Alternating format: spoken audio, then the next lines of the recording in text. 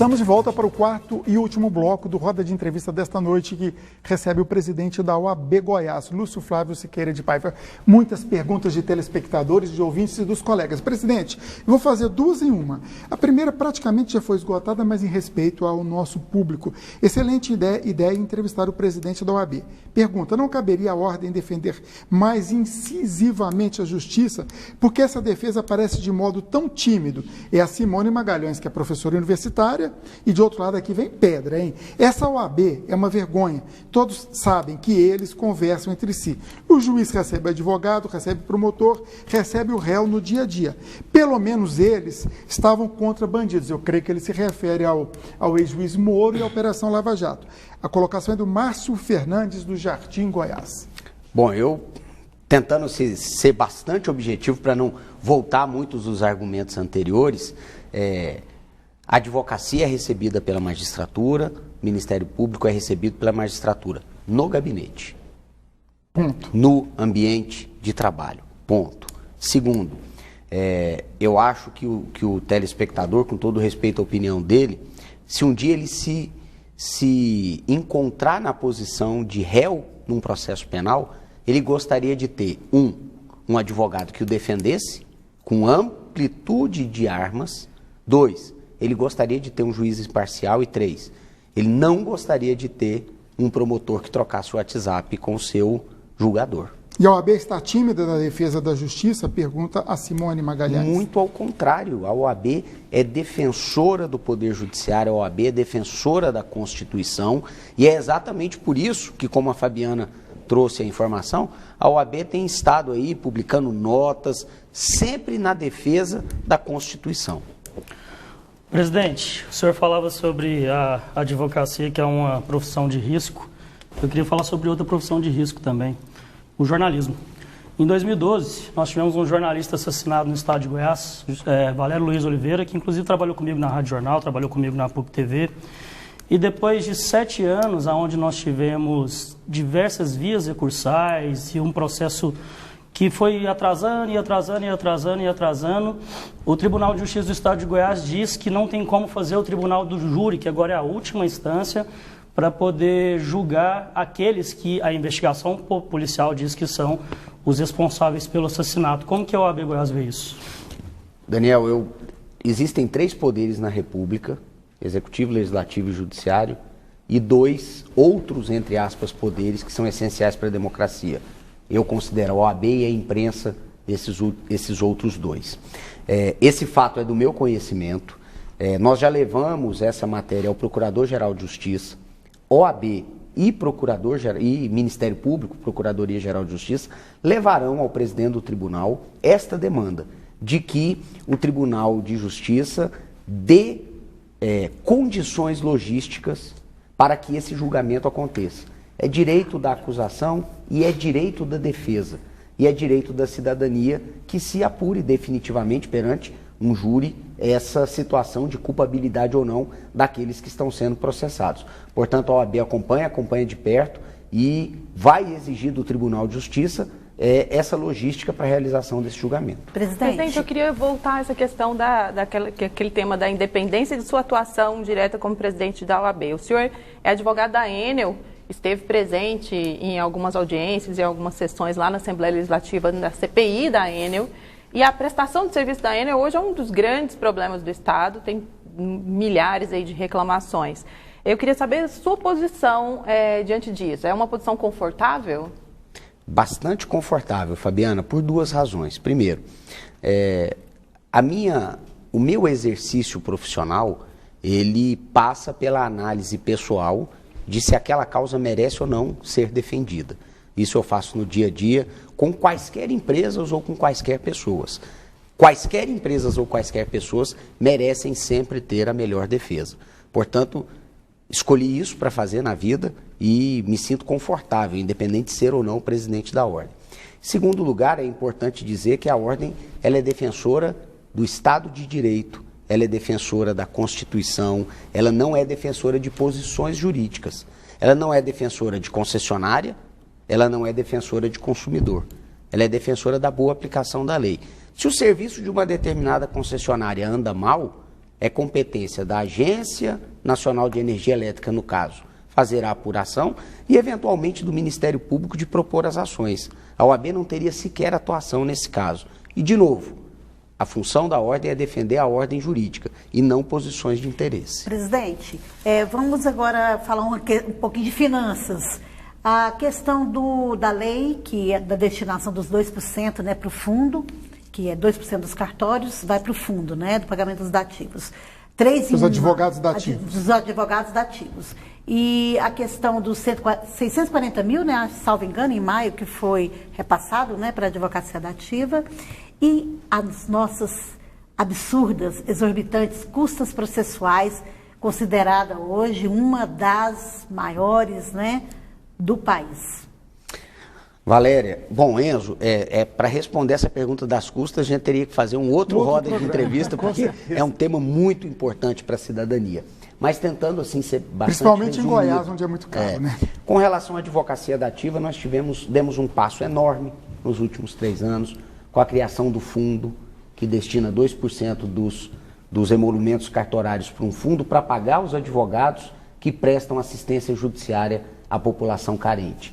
É um avanço tremendo e hoje nós temos a advocacia recebendo seus honorários e a população carente também recebendo a atuação de um advogado competente em todo o Estado. Um avanço que não comporta retrocesso. Com relação à questão das custas, essa é uma briga antiga da OAB de Goiás e não vem da nossa gestão, vem de presidências anteriores e realmente as custas em Goiás são exorbitantes, estão entre as 3 maiores do país. E o que me deixa com um pingo de esperança é que o Conselho Nacional de Justiça instituiu, no mês de maio, uma força-tarefa para analisar as custas em todo o país e propor uma uniformização, uma regulamentação para que se elimine esses absurdos. Por exemplo, eu acho que o teto aqui em Goiás, para a propositora de ação, passa dos R$85 mil. Agora imaginem o cidadão ter que pagar R$85 mil para propor uma ação para defender o seu direito. Então eu acho que a questão das custas, e já anuncio para toda a cidadania e aos advogados, nós teremos novidades em breve vindas do CNJ. Bom, boa noite. Sou advogado atuando pelo interior de Goiás e vejo que a gestão Lúcio Flávio vem revolucionando a advocacia goiana, em específica a do interior. É o Lindomberto Moraes. Outro aqui, para passar para vocês depois, Clodoaldo Moreira. Gostaria que o senhor falasse sobre a importância da OAB para a sociedade goiana e das comissões que a OAB tem na defesa da cidadania. Inclusive, dentro da pergunta dele, eu queria só fazer um adendo. Na chapa vitoriosa do senhor pela OAB Goiás, nós tivemos, se eu não me engano, 18 conselheiros homens e 3 mulheres. Isso foi visto como um número muito pequeno. Então, eu queria falar que o senhor falasse dessa importância e também do que a OAB Goiás tem feito para valorizar a advogada goiana dentro dos seus quadros. Bom, um abraço aí ao Lindomberto, ao Clodoaldo, agradecer as palavras gentis aí. O que a gente tem feito é trabalhar pela advocacia. Com relação às comissões, elas atuam no sistema OAB em diversas áreas. Nós temos comissões de criança e adolescente, nós temos comissões de direito penal, direito previdenciário, direitos humanos, direito penitenciário, direitos da mulher advogada, direitos da mulher em geral, liberdade religiosa, minorias sexuais. Nós temos uma gama de matérias que são abarcadas por essas comissões, que atuam no estudo técnico das matérias e no auxílio à diretoria da ordem, no encaminhamento de soluções, de notas, de propostas, de ações judiciais, etc. Portanto, a sociedade ganha muito com essas comissões, que podem, inclusive, ser buscadas pela cidadania. As comissões e a OAB estão, obviamente, portas abertas às iniciativas da cidadania. Com relação ao número que você coloca, Daniel, ele não está correto. Na verdade, existe no sistema OAB uma regulamentação interna que exige que as chapas sejam compostas por no mínimo 30%, não de mulheres, mas de um determinado sexo. Poderia ser 30% de homens também. Né? Agora, obviamente, nós ainda vivemos uma sociedade em que as mulheres, em geral, se aventuram menos nas atividades políticas. Mas a nossa chapa cumpriu plenamente esse requisito e ainda sobejou. Nós tivemos eleições no interior com várias presidentes mulheres tendo sido eleitas e a OAB valoriza a mulher, a OAB valoriza o homem, a OAB valoriza aquele que tem uma opinião, uma opção sexual diferente, valoriza aquele que tem uma cor de pele diferente, mas nós valorizamos sobretudo e sempre o mérito e a competência. É esse o fator distintivo para bem atuar em prol da categoria. Presidente, falando da questão da defesa, né, da cidadania, como que hoje está o estudo, a posição da OAB, Goiás, Seção Goiás, com relação à reforma, sei que foram feitas várias audiências, né, na sede da OAB, da reforma da Previdência. Valéria, nós fizemos uma audiência pública e encaminhamos as colocações e conclusões ao Conselho Federal. É o Conselho Federal quem tem que tirar a posição final sobre esse tema. Por quê? Se assim não for, nós teremos 27 OABs no Brasil, cada uma falando uma coisa. Então é preciso respeitar as competências. As seccionais falam sobre matérias estaduais e o Conselho Federal fala sobre as matérias de interesse nacional. Presidente, agora posso só concluindo, Perfeito. Mas eu te adianto o seguinte, que a minha posição pessoal é de ser favorável à reforma da Previdência com algum ajuste que merece, porque, de novo, não existe proposta legislativa perfeita, mas ou a gente aprova a reforma da Previdência ou a gente não vai resolver o problema fiscal do país. Bom, antes de passar para a Fabiana, eu tenho uma pergunta que tem gancho, já que falamos da OAB Nacional, vem a pergunta aqui do Carlos Nogueira, do Parque Amazônia. O que me diz da OAB Nacional? É corrupta? Por que tem tanta rejeição? Porque a população brasileira, segundo ele, diz que a OAB Nacional é de esquerda. Isso tudo é verdade? A OAB é de esquerda? A OAB Nacional tem rejeição? Inclusive, pegando o gancho, já está aí circulando nas redes sociais o posicionamento do presidente nacional, Felipe Santa Cruz, né, com relação ao grande empenho dele em atacar Moro e Bolsonaro. Parece que o pai dele foi do grupo de Dilma, né, da ex-presidente Dilma. O que existe, na verdade, aí é uma absoluta distorção, tanto das redes sociais, como eventualmente de matérias que são publicadas em jornais. E isso causa, obviamente, um desvirtuamento na imagem pública que existe da instituição e do seu presidente federal, que é o Dr. Felipe Santa Cruz. Minha função aqui é esclarecer a realidade. Então, qual é a realidade? Não, a OAB Federal não é corrupta. Até porque todos nós que trabalhamos no sistema somos voluntários. É importante que o cidadão saiba disso. Qualquer cargo exercido no sistema OAB é voluntário. Trabalhamos de graça pela causa e pela advocacia. Esse é um ponto. Segundo ponto que é muito importante. A OAB, eu disse para a Fabiana, ela não é longa-manos de governo nem vanguarda de oposição e o Conselho Federal não é assim. O problema é que nós vivemos um momento no país em que existe um fla-flu ideológico. Eu diria Grenal, que é mais acirrado.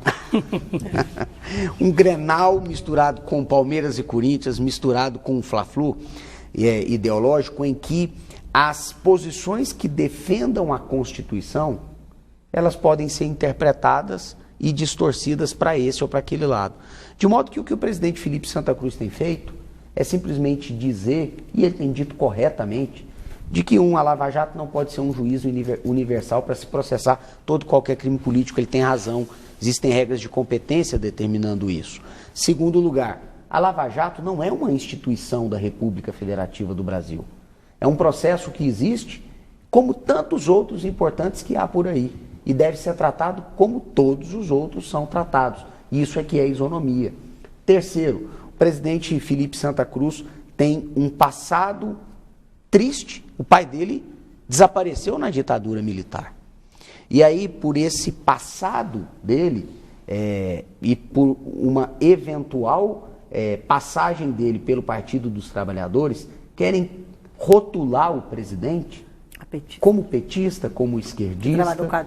E a realidade é o seguinte: para ser presidente de ordem, eu tenho dito isso, você precisa ter uma única ideologia, a Constituição. Eu acho que é bom esclarecer, a OAB é uma entidade paraestatal, né? Ela tem o selo da República, né? Então ela passa por diversos controles, que mesmo na hipótese de a pessoa querer roubar, se locupetar, ela está sob fiscalização, não teria nem jeito, né?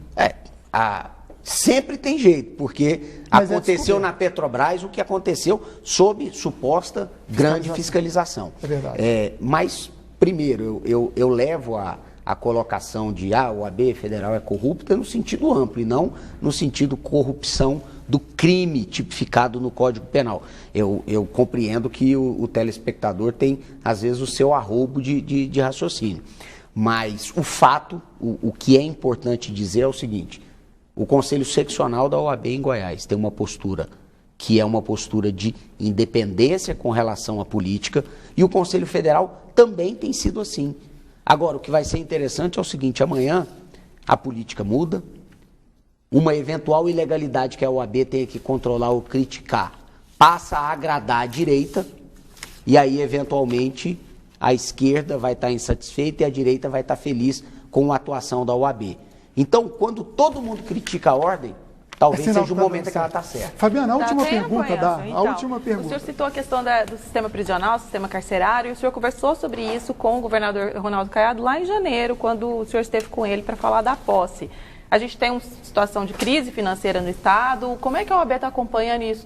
Há a possibilidade de haver algum avanço? Eu tenho visto com bons olhos algumas das medidas que estão sendo tomadas, que são, em parte, deste governo e que são, em parte, consequência do que fora planejado e feito em governos anteriores. A gente tem essa mania de achar que a cada 4 anos a gente zera o jogo. E não é assim que a coisa funciona. Então, para citar um exemplo para você, Fabiana, semana passada eu estive reunido com o Coronel Urzeda, que é o diretor-geral do sistema penitenciário no Estado, e tratando de uma pauta de advocacia, especificamente construção de sala de Estado maior para advogados, para cumprir a lei, e ele aproveitou aquele momento para me expor a entrega de alguns presídios novos que virão, como, por exemplo, o presídio novo de Formosa, que vai ter todo um regime específico. Então, eu acho que o que nós temos que fazer nesse momento é entregar mais vagas. Nós precisamos de mais vagas, precisamos de diminuir o déficit de vagas, porque isso vai tirar a pressão do sistema e, logicamente, continuar com a política de avançar com os processos penais, colocar em liberdade quem já tenha direito a tanto e manter aprisionado quem ainda tem que cumprir pena. Ok, o nosso tempo acabou. Daria para fazer 2, 3 rodas de entrevista, né? Tantos assuntos envolvendo a advocacia e, acima de tudo, o Estado democrático de direito. Eu agradeço a participação do Daniel Santana. Daniel, muito obrigado, boa noite. Muito obrigado, Enzo, Fabiano, Valéria, presidente da OAB, por ter sido tão receptivo às perguntas e ter respondido todas. Com certeza. E a todo mundo que participou de casa. Valéria, muito obrigado. Boa noite a todos. Obrigado, pela presença de todos e, mais uma vez, o retorno à casa. Fabiana, muito obrigado, boa noite. Bom ter você aqui com a gente também. Muito obrigada, boa noite a todos. Presidente, a gente se encontra pela frente aí qualquer um outro próximo roda de entrevista para debater a advocacia. Muito obrigado pela sua participação hoje, boa noite. Obrigado, Enzo, obrigado a todos os telespectadores. A OAB está à disposição do seu programa e está à disposição da cidadania sempre, pode ter certeza. Eu que agradeço mais uma vez, boa noite, e na semana que vem tem mais roda de entrevistas.